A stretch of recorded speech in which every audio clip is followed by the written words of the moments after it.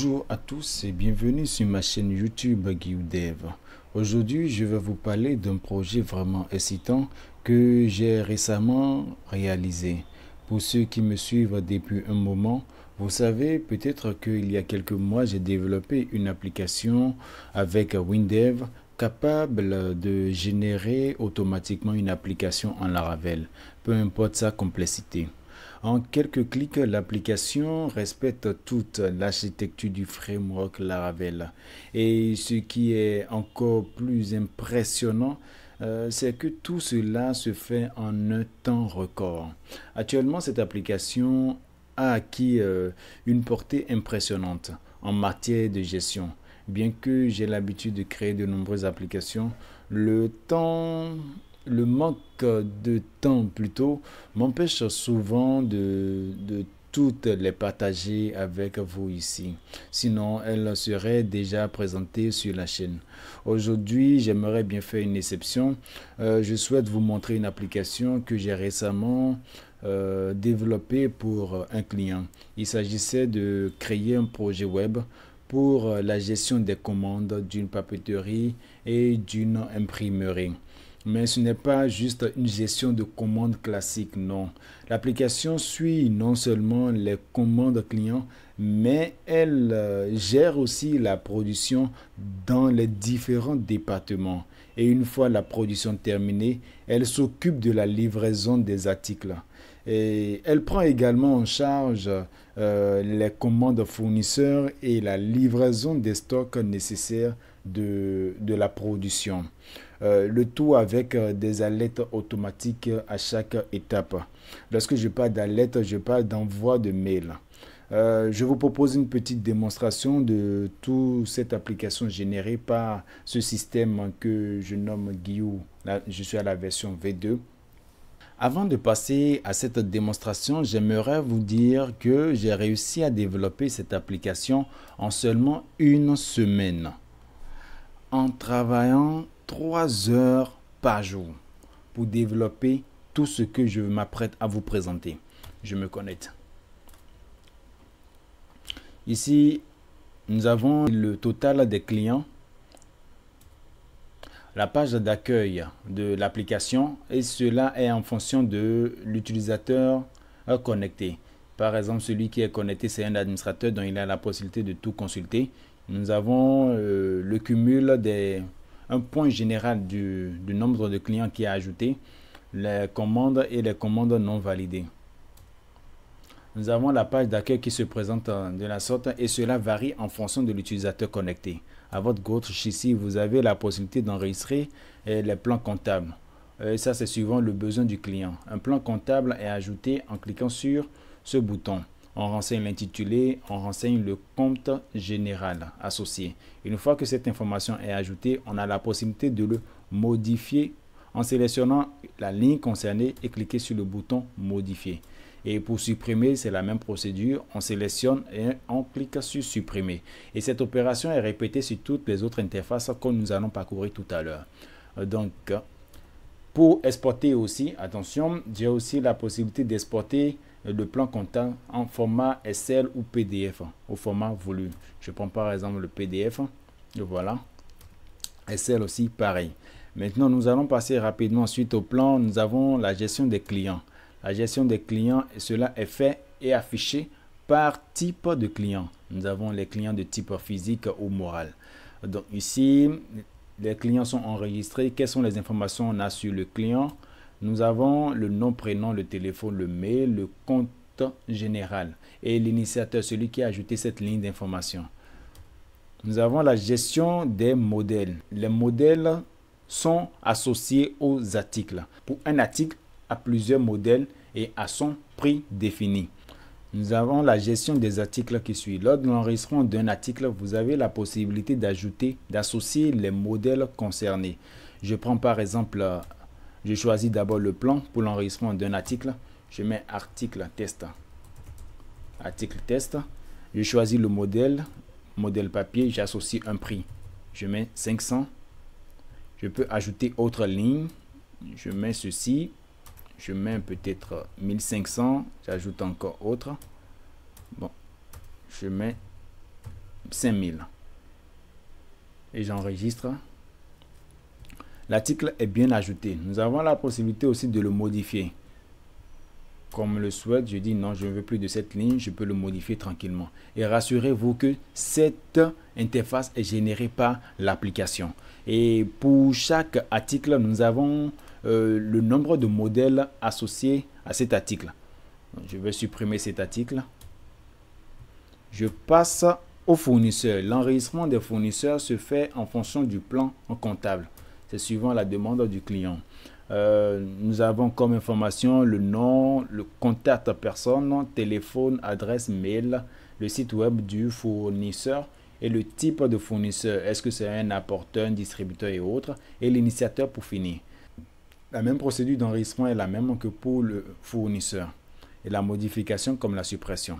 Suite à ça, nous avons la gestion des catégories produits et les produits que les fournisseurs auront à livrer et aussi qui seront utilisés lors du traitement des commandes clients. Nous avons les départements. Les départements ici sont associés aux articles. Un département peut traiter plusieurs articles. Donc, on enregistre le code du département, le libellé, la description sur le département et on associe en même temps les différents articles que le département peut traiter à ce niveau-là. Donc, une fois si les informations ne sont pas renseignées, les champs sont obligatoires. Je passe maintenant à l'édition des commandes. L'édition des commandes, la gestion des commandes ici, comment ça se fait? On ajoute une commande. Ici, on a la possibilité, lorsqu'on parle d'une commande, une commande est obligatoirement associée à un client. Donc, on choisit le client en question ici. Si le client ne se trouve pas dans la liste, on a la possibilité de l'ajouter directement ici. Donc, on choisit par exemple celui-ci. La référence est générée automatiquement. La référence de la commande est générée automatiquement. Et la date de la commande aussi. Ces deux champs sont bien modifiables. Donc, on peut modifier. Maintenant, pour une commande, nous avons les détails de la commande. On choisit par exemple l'article et on choisit le modèle associé. Lorsque je prends un modèle, le prix qui a été configuré au préalable s'affiche. Et je vous rassure que c'est le système qui affiche, c'est-à-dire la configuration de ces prix. Je saisis la quantité, je mets 20 comme quantité, j'ajoute encore un autre produit. Je vais prendre CG Flyers, je vais choisir le modèle associé, je mets quantité 14. Je prends encore un autre article, une demande d'un client par exemple. Je prends un modèle, c'est à 150, je mets 100 comme quantité et j'enregistre. Une fois que l'enregistrement est fait, l'enregistrement d'une commande est fait, tout de suite, cela ne part pas directement en production. Il faut que l'utilisateur dise oui, c'est bon, la commande a été validée, il va falloir qu'on l'envoie en production maintenant pour traitement. Donc le bouton qui se trouve, c'est-à-dire la colonne d'action, a un bouton qui permet d'envoyer les commandes en production. On clique sur l'envoi en production. Qu'est-ce qu'on a? Êtes-vous sûr de vouloir envoyer la commande? On précise la référence en production. Les départements concernés recevront un mail pour le traitement des articles. Oui, je souhaite l'envoyer. Voilà, la commande a été envoyée en production. Pour le moment, je n'ai pas reçu d'alerte parce que je ne suis pas concerné par cette commande. Je ne figure pas, je ne suis pas un utilisateur qui appartient au département concerné. Donc, nous allons voir rapidement la liste des utilisateurs et prendre un utilisateur par défaut. Je prends celle-ci. J'ouvre un navigateur privé.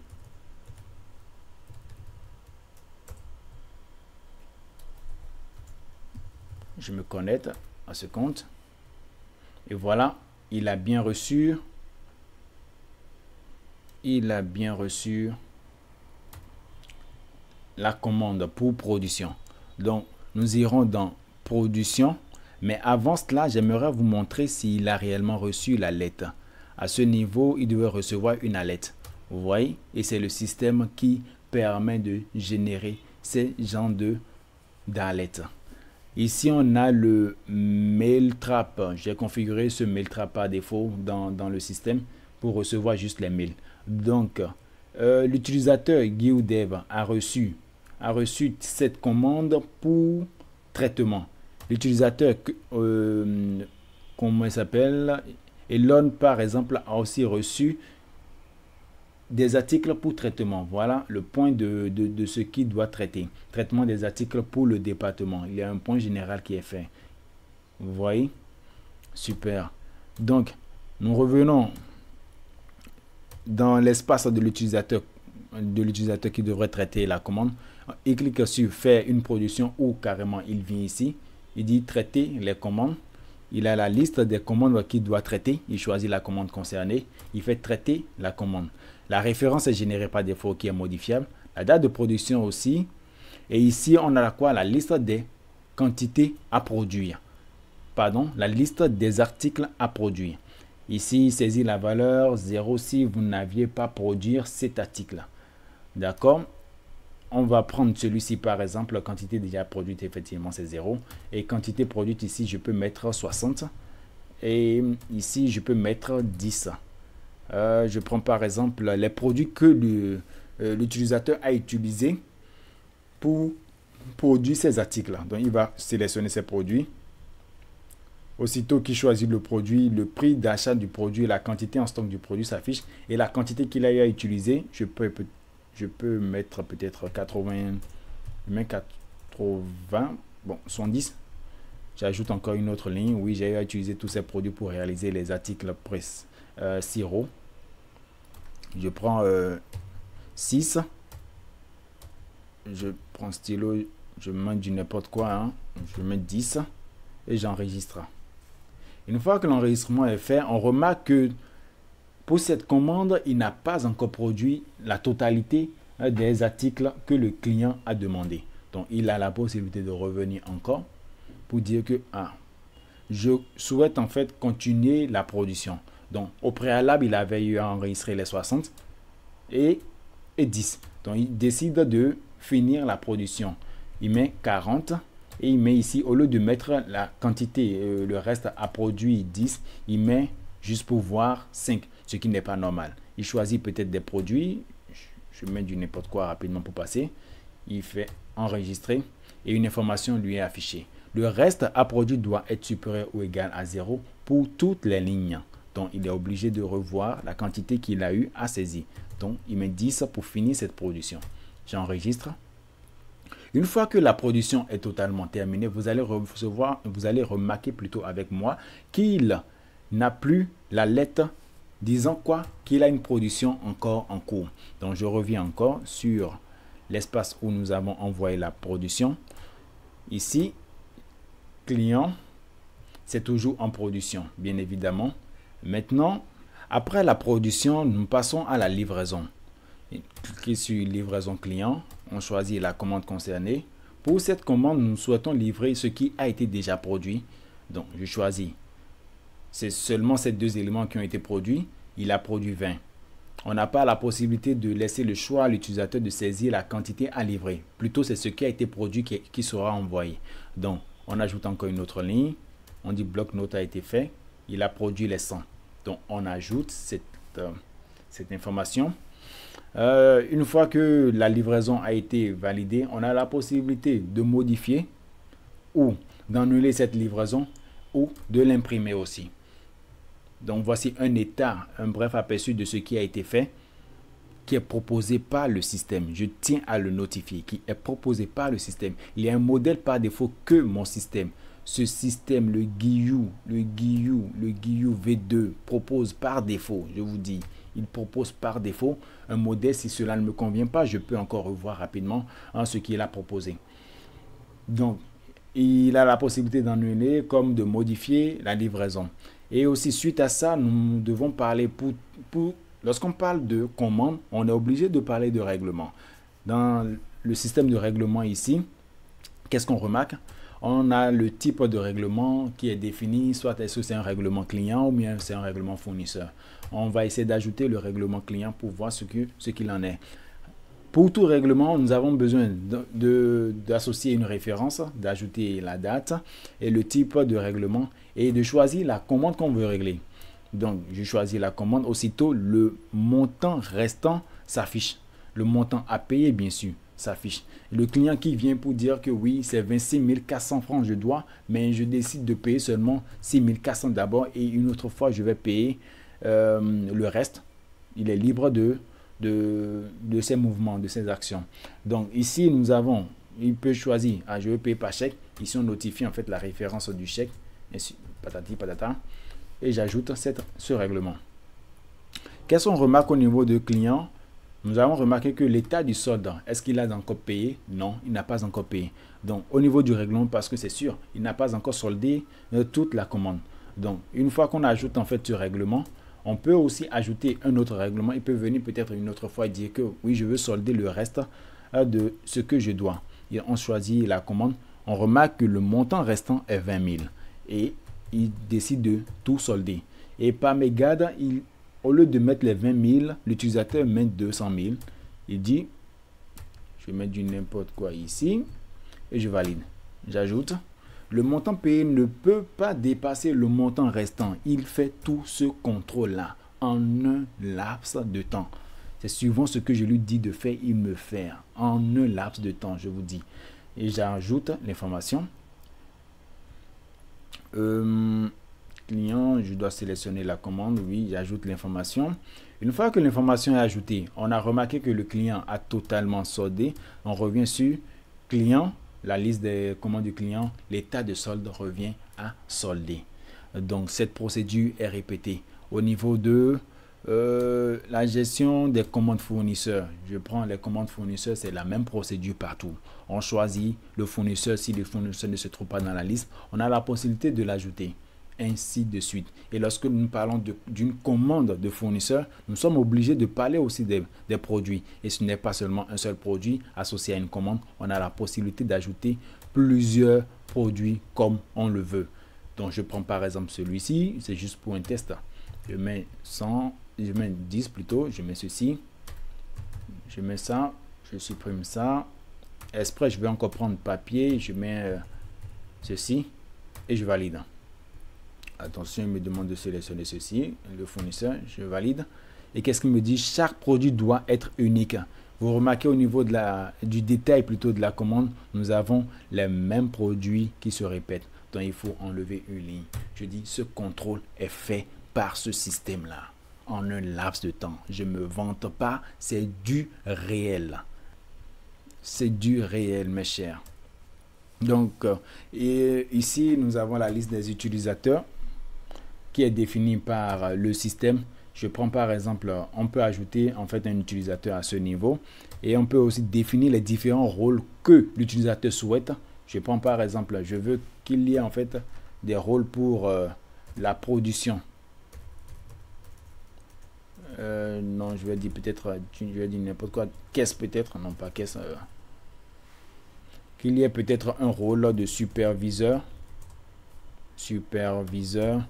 Et pour le superviseur, il aura accès seulement à l'accueil, pas le menu, il n'aura pas la possibilité, il peut ajouter des utilisateurs, modifier des utilisateurs, pas supprimer les utilisateurs. Il y a toutes sortes de configurations qu'on peut faire avec ce système. Vous pouvez configurer tout ce que vous voulez et tant que c'est défini, le rôle est associé, les actions aussi sont associées, l'utilisateur se connecte, ne verra plutôt que ce que vous lui avez attribué comme fonctionnalité ou comme action à faire dans ce système. Et voilà, de façon générale, c'est ce que je peux dire. Il y a le guide d'utilisation qui n'est pas encore généré. Je suis même en train de voir comment en fait générer en fait un guide d'utilisation suivant en fait une analyse donnée. Je réfléchis toujours, je vais voir, certainement je vais trouver une approche plus simple pour moi de rapidement générer les guides d'utilisateurs pour que tout soit au claquement de doigts. C'est une merveille ce produit. Mais ce que je veux vraiment partager avec vous aujourd'hui, c'est plus qu'une simple démonstration de mes compétences. C'est une invitation. Une invitation à vous qui cherchez à transformer vos idées en réalité. À vous qui avez besoin d'une application web qui change la donne pour votre entreprise. Je suis là pour vous aider à réaliser cela. Mon approche est rapide, efficace et aisée sur vos besoins. Alors, Si vous avez un projet en tête ou si vous êtes curieux de voir comment je pourrais vous aider à développer votre propre application web, n'hésitez pas à entrer en contact avec moi. Abonnez-vous à ma chaîne pour ne rien manquer de mes prochaines vidéos où je continuerai à partager des astuces, des tutoriels et des démonstrations de développement. Et surtout, laissez un commentaire ci-dessous pour discuter de vos projets ou de vos idées.